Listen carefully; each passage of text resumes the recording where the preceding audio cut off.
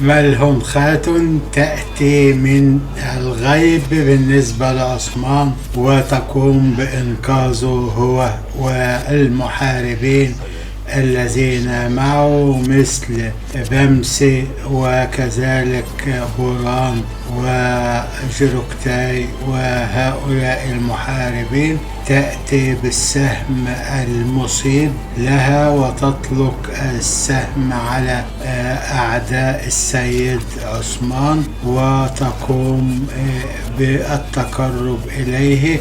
ومن هنا هذه كانت بداية إتيان ملهمخات إلى المسلسل، وصار بعد ذلك حب بينهما ثم زواج بعدما حدثت أهوال كثيرة من عمها وكذلك كبرياءها، وهذه الأمور التي حدثت في المسلسل نراها هنا تأتي وتطلق بسهمها على هؤلاء المتسارعون الخصوم للسيد عثمان، ويقوم هو بكذلك بحربهم والصراع معهم.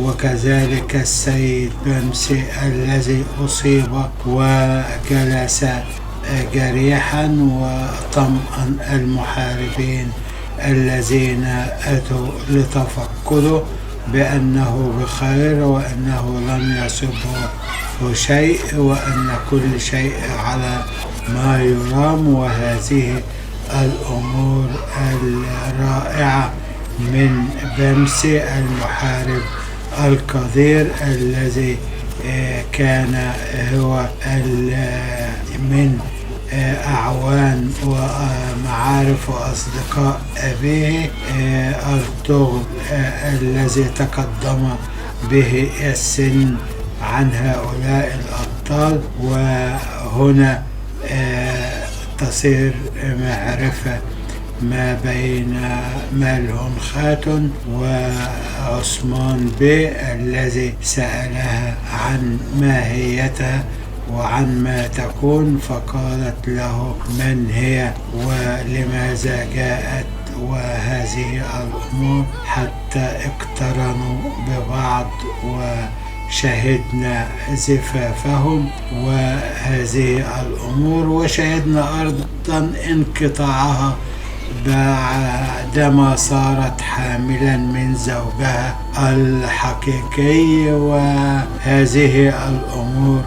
وإن شاء الله سوف نتابع معكم كليبات أخرى وحلقات أخرى، فإلى ذلك الحين السلام عليكم ورحمة الله وبركاته.